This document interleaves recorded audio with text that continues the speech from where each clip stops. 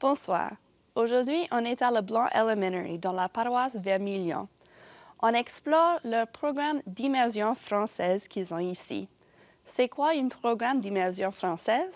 On va explorer ça ce soir, sur la veillée. Nos histoires, notre langage, notre peuple.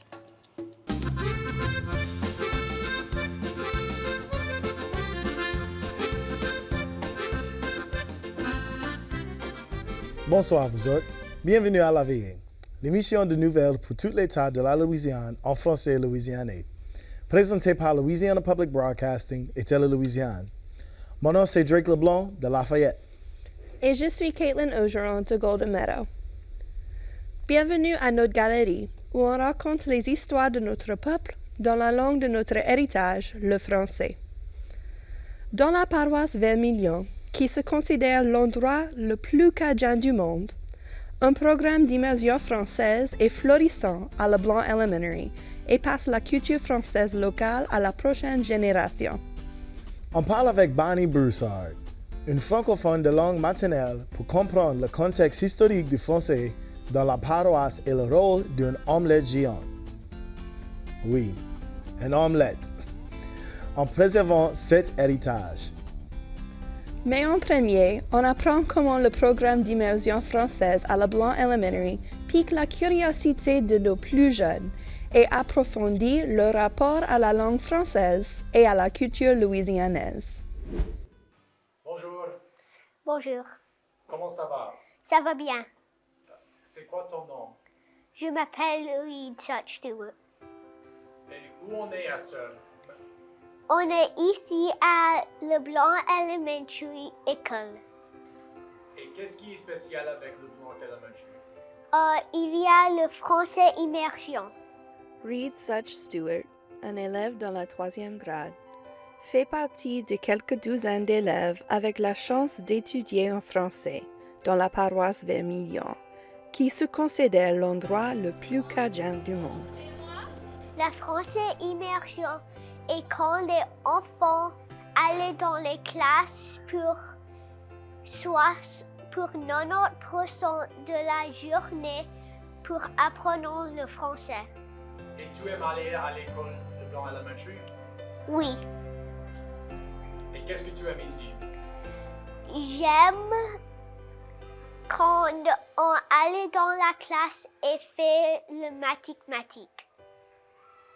Et c'est pas difficile le mathématique en français? Un peu. Mais je comprends. Enseigner tous les cours en français, sauf l'anglais, renforce l'impact des écoles en transférant la langue d'héritage de la Louisiane à la prochaine génération. C'est important de parler en français en Louisiane parce que c'est la culture et l'influence de la Louisiane. Pour maintenir cet héritage louisianais, les écoles d'immersion s'appuient sur une armée des professeurs francophones venus d'ailleurs. Mon professeur maintenant est M. Pierre et il vient de France. Madame Coralie vient de Belgique et Madame Christelle vient de Belgique. Mario Charret est un de ces professeurs venus en Louisiane pour sauver notre français. Je suis Mario Charret. Je suis d'origine canadienne, plus précisément un Acadien du Nouveau-Brunswick, de la région de la baie des Chaleurs. Je suis en Louisiane depuis 20 ans. Après presque 20 ans en immersion à Lafayette, Mario est expert dans le domaine et il a commencé en tant que coordinateur de l'immersion à LeBlanc Elementary l'année passée.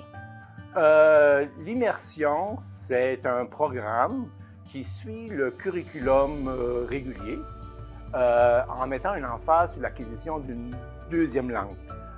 Ici à LeBlanc, nous avons le français. Donc les élèves en immersion suivent le même curriculum, c'est-à-dire font les mêmes classes et les mêmes efforts et les mêmes tâches que les Anglais, mais en ajoutant cette valeur ajoutée qui est le français.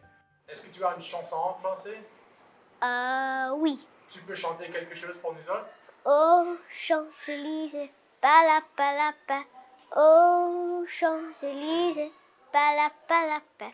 Au soleil, sous la pluie, à midi et à minuit, mais il a tout ce que vous voulez à Camproise. Pour Mario et la communauté de Leblanc, l'immersion est une chance de à la fois de faire une connexion profonde avec les origines de notre peuple et celles d'autres peuples à travers le monde.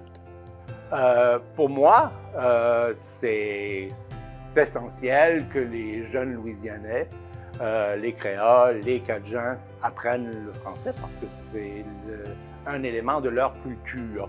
Et voyager dans sa culture avec sa langue propre, qui est le français, leur permet d'avoir accès à des saveurs, à des parfums, à des sons qui les aident à mieux comprendre qui ils sont.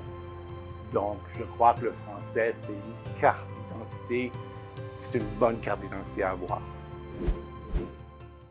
Donc, je ne connais pas si tu connais, mais Mario Charret était mon professeur 2 fois pendant l'école, dans 6e grade et mon dernière année à lycée. Wow, c'est super ça. Et c'est incroyable que maintenant il est directeur de programme immersion à Leblanc.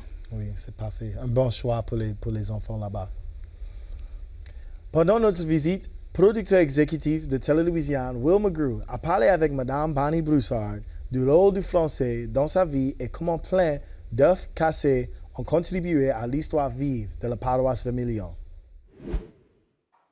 Bonjour, on est ici à Leblanc Elementary, l'école élémentaire Leblanc, dans la paroisse Vermilion, avec Madame Bonnie Broussard. Bonjour. Bonjour, Will. Comment ça va? Ça va bien et toi? Bien, ça va bien aujourd'hui. Oui, très bien. Et donc, pour commencer, d'où tu viens?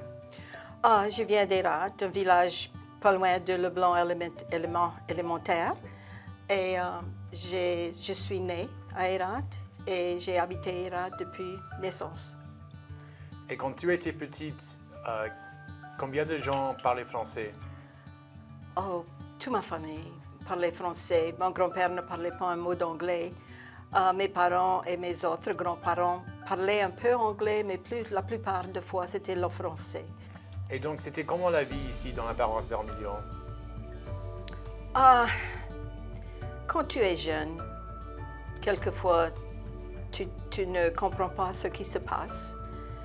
Et ma jeunesse était bien passée avec des cousins à la maison. Le dimanche, la grand-mère qui faisait la cuisine. Les étés, ça semblait comme si on n'aurait jamais rentré à l'école. Les étés étaient très longs, on passait des journées, des semaines chez ma grand-mère. Elle nous faisait une petite maison avec, elle nous donnait des robes à mettre, on se pimponnait comme des vieilles, comme les femmes. C'est bon, c'est une bonne vie. Et c'était quoi ton expérience avec le français à l'école? Oh, l'école, avant que j'arrive au high school, mon expérience était différente. Quand j'ai rentré à l'école, on était interdit de parler français. C'était toujours dans ce temps-là qu'on ne pouvait pas parler français. Ça fait nos parents ne voulaient pas parler français en avant de nous parce qu'ils craignaient qu'on aurait été punis de parler français. Ça fait j'ai toujours commencé l'école à parler en anglais. Mais j'ai une expérience qui est toujours près de mon cœur. Dans le 3e livre, et un jour, il y a le principal qui m'approche. Et j'avais peur que j'avais fait quelque chose que je ne veux. Et il me dit, Barney, il dit, est-ce que je peux te demander de faire quelque chose pour m'aider? Je dis, oui, monsieur, c'était monsieur Webb. Je dis, oui, monsieur Webb. Et il dit, il y a une petite fille qui est rentrée dans l'école, le premier, elle ne peut pas parler anglais du tout. Est-ce que tu pouvais la prendre à la main pour quelques jours pour lui enseigner de commencer à parler en anglais? Et ça m'a fait grand plaisir, parce qu'à ce temps-là, le français des Cajuns n'était pas populaire. Et puis, dans le 10e livre, le principal nous a pris dans son office et il a demandé à chaque étudiant qu'est-ce que tu veux faire quand tu vas sortir de l'école, quand tu vas finir le high school. Je dis, je crois que je voudrais être maîtresse d'école. Bien. Il dit, qu'est-ce que tu veux enseigner? Je dis, je voudrais enseigner le français. Ça, c'est bon, il dit. Il dit, mais il faut que tu choisisses quelque chose d'autre avec le français.